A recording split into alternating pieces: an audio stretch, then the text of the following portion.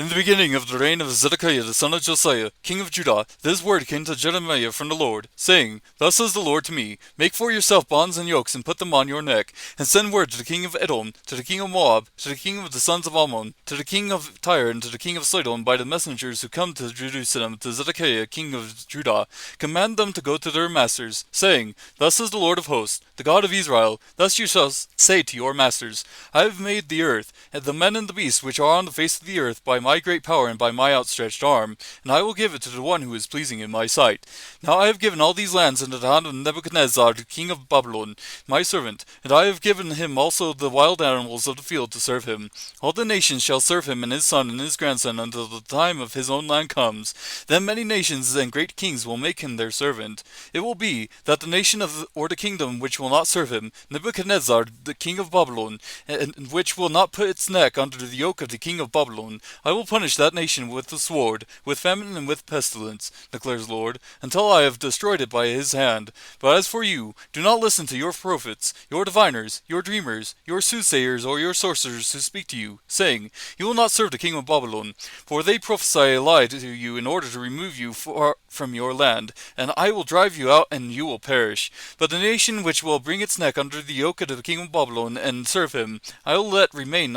on its land, declares the Lord, and they will till it and dwell in it. I spoke words like all these to Zedekiah king of Judah, saying, Bring your necks under the yoke of the king of Babylon, and serve him and his people, and live. Why will you die, you and your people, by the sword, famine, and pestilence, as the Lord has spoken to that nation which will not serve the king of Babylon? So do not listen to the words of the prophets who speak to you, saying, You will not serve the king of Babylon, for they prophesy a lie to you. For I have not sent them, so declares the Lord, but they prophesy falsely in my name, in order that I may drive you out of, and you may perish, you and the prophets who prophesy to you. Then I spoke to the priests and to all this people, saying, Thus says the Lord, Do not listen to the words of your prophets who prophesy to you, saying, Behold, the vessels of the Lord's house will now shortly be brought again from Babylon, for they are prophesying a lie to you. Do not listen to them. Serve the king of Babylon, and live. Why should the city become a ruin? But if they are prophets, if the word of the Lord is with them, let them now